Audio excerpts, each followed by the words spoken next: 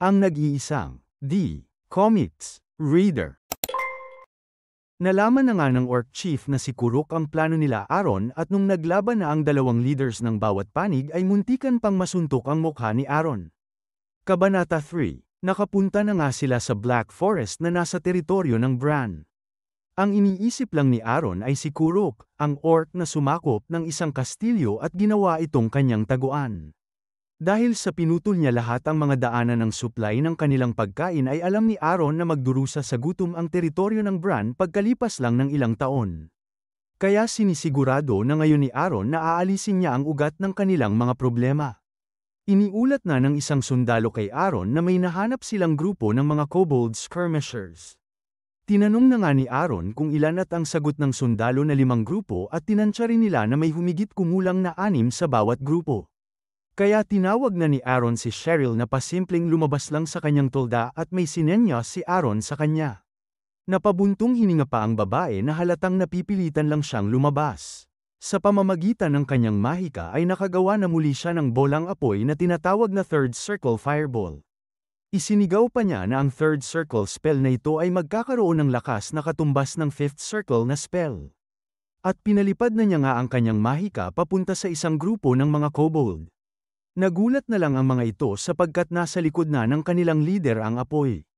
Kaya nakagawa na nga ng malaking pagsabog ang spell ni Cheryl na namamataan pa sa kinatatayuan ni Aaron at kay Nus.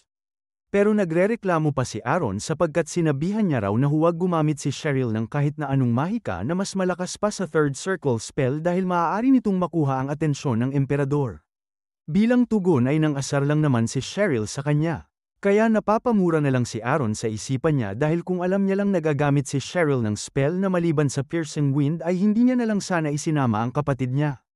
Napatawa lang naman si Kainos na sinabing darating din ang araw na maibubulgar ang katotohanan kaya hindi malaking problema ang ginawa ni Cheryl basta sabihan lang ni Aaron ang hukbo niyang tumahimik sila.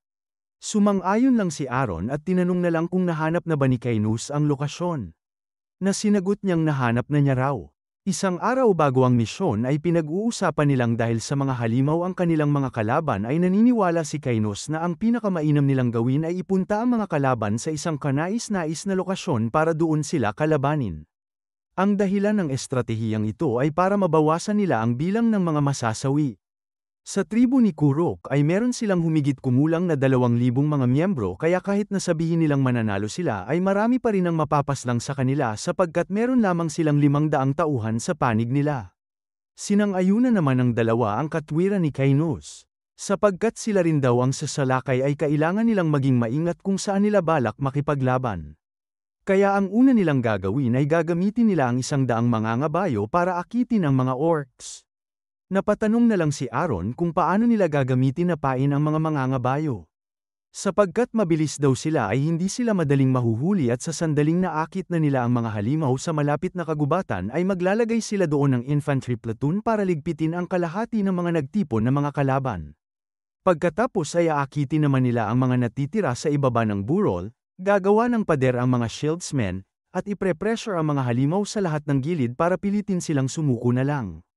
Pinag-isipan pa muna ito ni Aaron ng mabuti at sa huli ay sumang-ayon din naman siya na gawin ang plano ni Kainos. Sa lugar kung saan napasabugan ang mga kobolds ay may 2 halimaw ang gumagamit ng hindi maintindihan na lengguwahe para mag-usap at binuhat na nga nila ang bangkay ng mga kasamahan nila.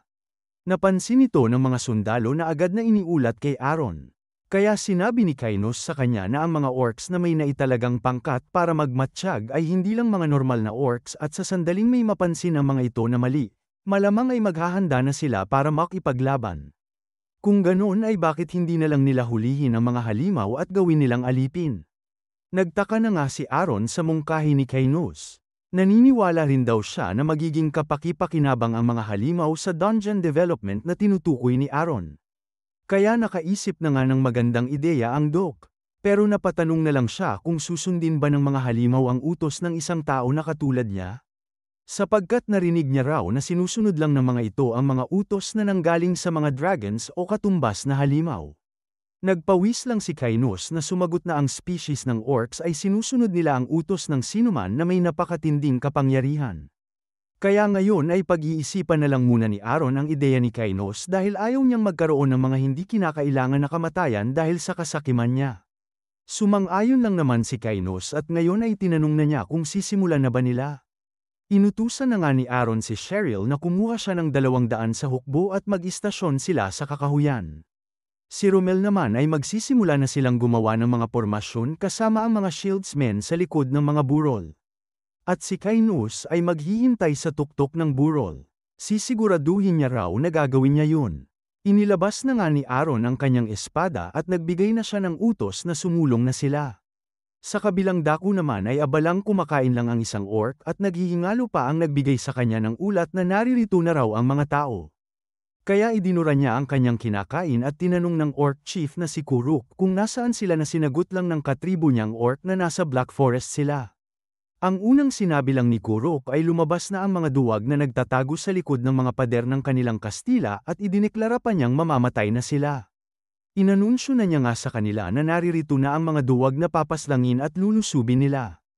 Kaya nagbunyi rin ang lahat ng mga orcs na nasa Kastilang pagmamayari nila ngayon. Iniutos na nga ni Kuruk na palayain na nila ang Minotaur. Kaya unti-unti nang lumabas ang dambuhalang halimaw na umungal pa ng napakalakas at inutusan na ito ni Kuruk na paslangin niya ang lahat ng mga tao. Nagbunyi na ulit ang mga orcs at sabay-sabay na nga silang nagmarcha para harapin ang mga duwag na tao. Kabanata 4. Nung palubog na ang araw ay nagulat na lang ang ibon na ito dahil tumatakbo na si Kuruk na kasama ang buong tribo niya. Habang pinagmamasdan sila ng ibon ay pinapanood din pala ni Kainos ang nangyayari na iniisip na ngayon na raw ang oras. Sa kabilang dako naman ay naglalakbay na rin ang mga mangangabayo na pinapangunahan ni Aaron at inutusan na niya silang gawin ang charge formation. Itinaas na niya ang kanyang espada at ibinigay na niya ang utos na lumusob na sila. Papalapit na nga ang mga yapak ng dalawang grupo, nakikita na nila ang isa't isa, magkaharap na mismo ang dalawang puwersa, at nagbanggaan na ang panig ni Aaron na 100 kabalyero at panig ni Kuruk na 2,000 gray orcs. Pumapas lang na agad si Aaron ng napakaraming orcs kahit na nakasakay pa rin siya sa kabayo niya at sa kalagitnaan ng matinding labanan ay iniisip niyang hindi pa rin ito sapat. Hanggang sa nabigla na lang siya sa axe na papalapit na sa ulo niya. Mabuti na lang ay naiwasan ito ni Aaron at umungal na nga ng malakas ang kalaban niyang Minotaur. Sa sobrang lakas ay napatakip lahat sila ng kanilang mga tenga. Pero inutusan pa rin sila ni Aaron na huwag silang huminto kaya sinabihan ng ibang kabalyero ang mga kasamahan nila na kailangan pa nilang sumulong. Sumugod pa ulit si Aaron at may orc na nga ang sumusugod na rin sa kanya kaya inihanda niya lang ang kanyang espada at naalala niya ang sinabi ni Kainos.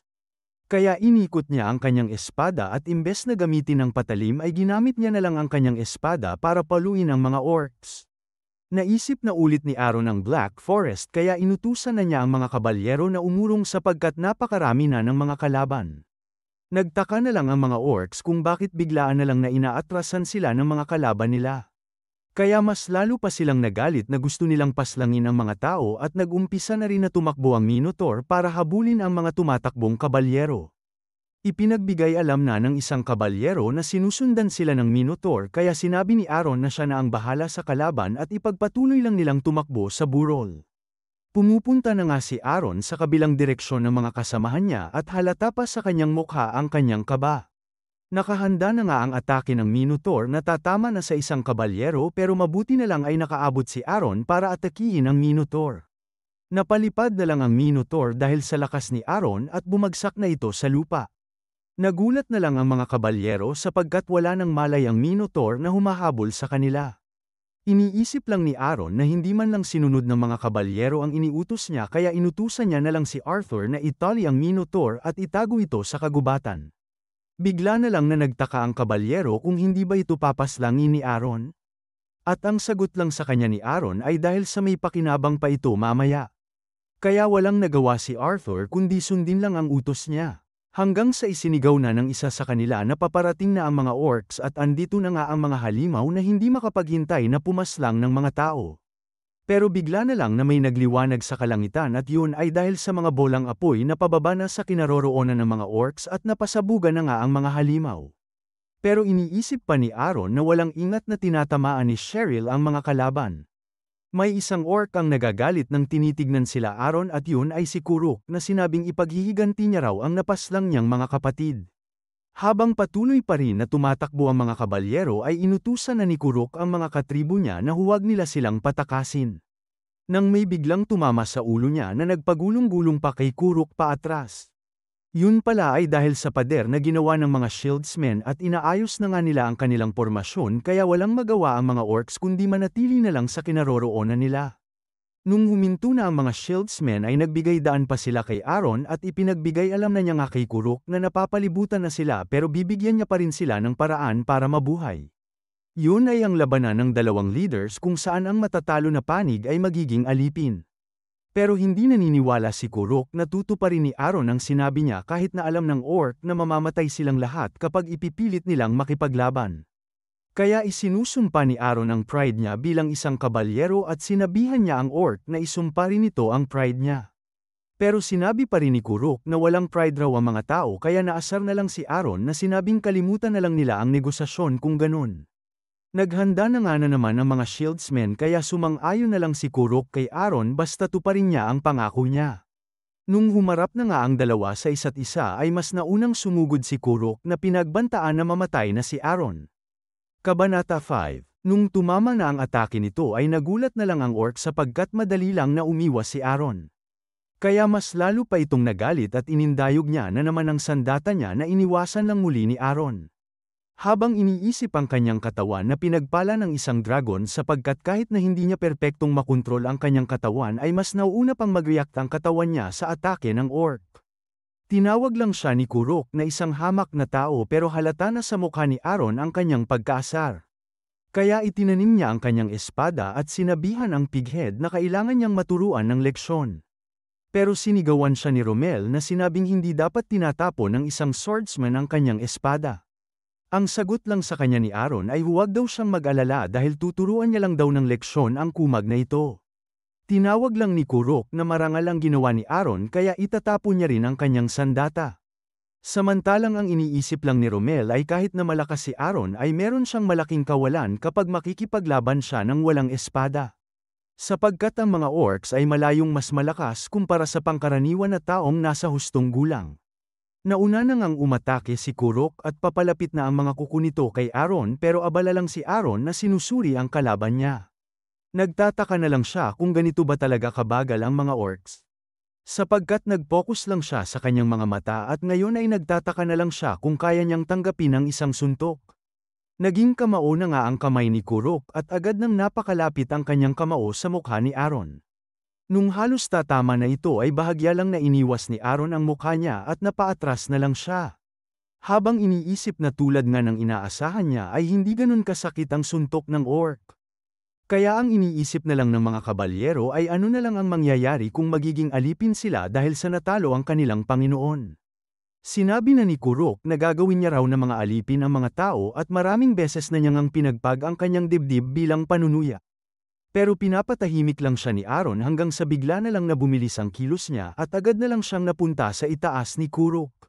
Ginamit pa nga niya ang kanyang palad para sampalin ang orc na nagpalipad sa halimaw ng malayo. Naguguluhan na lang nga ang orc dahil gumamit daw ng stealth magic si Aaron kaya isa raw siyang duwag. Pero mas lalo lang na inilapit ni Aaron ang mukha niya at sinabing nung una pa lang ay silang mga orc ang dapat na mga alipin. Nagpaikot-ikot na lang na napalipad si Kuruk at tatama pa nga siya sa mga shieldsmen kaya inihanda ng mga kabalyero ang kanilang pormasyon na nagpatalbog kay Kuruk pabalik. Hinihintay lang naman ni Aaron na bumalik sa kanya ang orc at hinawakan na niya nga ang ulo ni Kuruk. At pinagsasampal ang mukha nito ng napakaraming beses. Kaya nanginginig na lang ang boses ng orc na iligtas daw siya. Pero tumama na sa kanya ang malakas na atake ni Aaron at ang tumambok na mukha ng orc ay walang malay na lang na nakahiga sa sahig. Nagtagumpay na nga sila sa kanilang orc subjugation. Nung kinagabihan ay nakatali na lang si Kuruk na ipinapakita sa harapan ng mga katribo niyang orcs.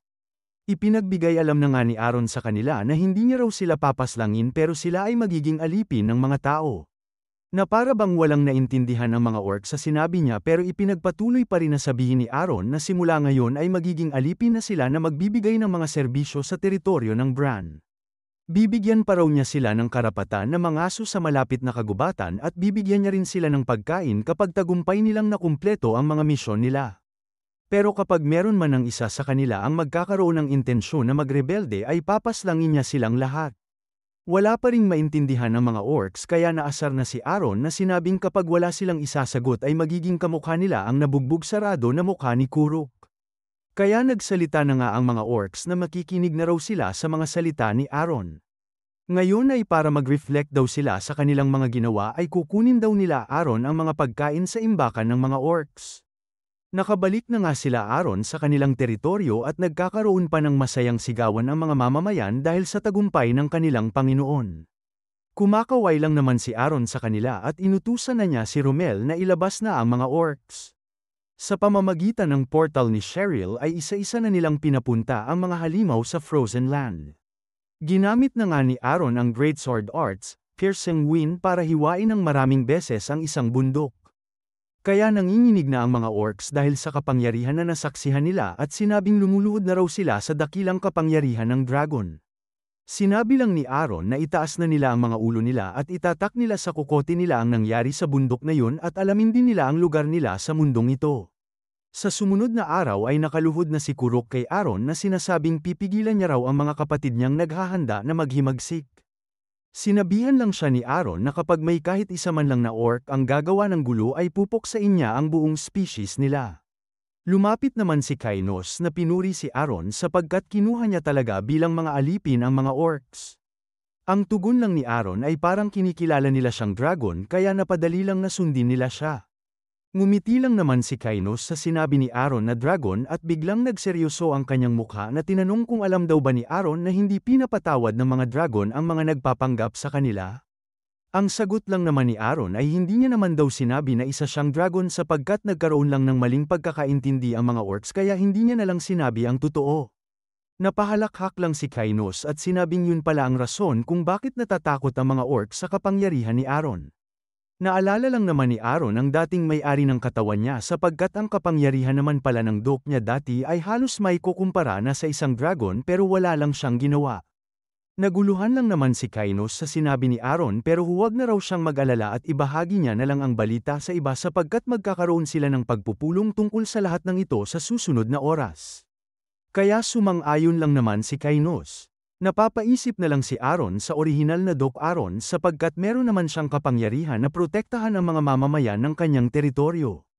Kaya nagtataka na lang si Aaron kung ganun ba talaga kaimportante ang pangako ni Doc Aaron sa naunang hari. Pero hindi raw siya si Doc Aaron, hindi niya gagamitin ang pamamaraan ng mga maharlika kundi ang pamamaraan ng normal na mayordomo para protektahan ang kanyang teritoryo. At paghahandaan niya ang paparating na laban na magdedesisyon sa lahat.